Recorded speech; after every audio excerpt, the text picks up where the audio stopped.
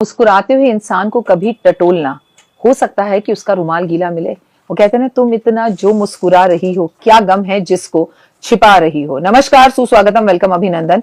मोक्षा एकादशी की पूजा, एकादशी की तिथि आपको बहुत अच्छे से पता है, भगवान विष्णु को समर्पित है। इस दिन हम भगवान विष्णु की पूजा करते हैं। एकादशी का व्रत 2 बार आता है महीने में, कृष्ण पक्ष और शुक्ल पक्ष में। और क्या हमें दोनों व्रत रखने चाहिए?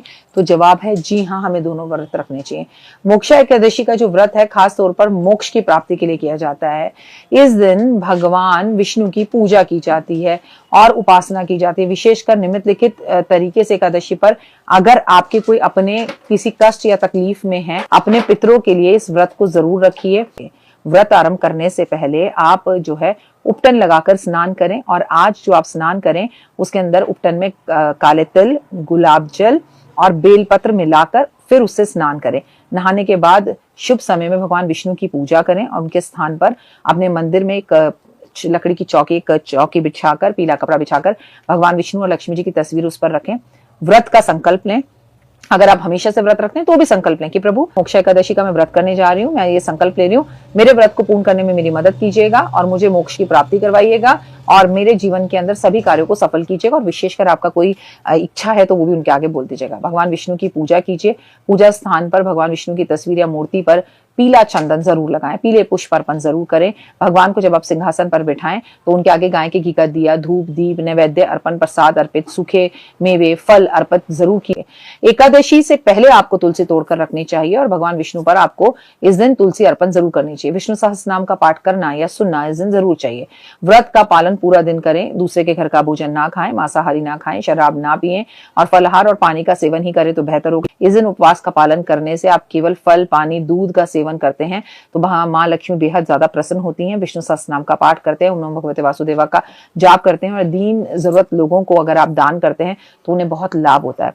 व्रत के दिन आपको ब्राह्मण को भोजन कराना चाहिए, लेकिन अगर वो ब्राह्मण सच में है तो उनका खुद का भी व्रत होगा। तो आप क्या करें, ऐसे में साबूदाने की खिचड़ी या आलू बनाकर, या आलू की खिचड़ी, या आप जिसे कहते हैं कि सिंघाड़े का आटा, सिंघाड़े की पूरी, ये उन्हें खिला सकते हैं अगर वो खाने के लिए तैयार। लोग सूर्य उदय से व्रत रखते हैं और सूर्यास्त के टाइम पर इसे खोल देते हैं। तो कई लोग अगले दिन द्वादशी पर भगवान विष्णु का ध्यान करते हुए अपने व्रत को खोलते हैं। ये आपकी इच्छा है, आपने जैसे व्रत शुरू से रखे वैसे रखिए और आप व्रत कभी भी खोले, संपन्न अपना करें, लेकिन उसमें ब्राह्मण को भोजन कराएं। मोक्षा एकादशी वाले दिन तुलसी के पौधे के सामने गाय के घी का दीपक जरूर जलाएं। 11 परिक्रमा करें। ओम नमो भगवते वासुदेवा का जाप करें। लेकिन इस बात का ध्यान रखें कि एकादशी वाले दिन तुलसी के पौधे पे जल ना चढ़ाएं, क्योंकि तुलसी माता उस दिन निर्जल व्रत रखती हैं। इसके अलावा तुलसी के पौधे को काफी उसके पास बैठना, उसके पास बैठ के पूजा आराधना अर्चना करना शुभ माना जाता है।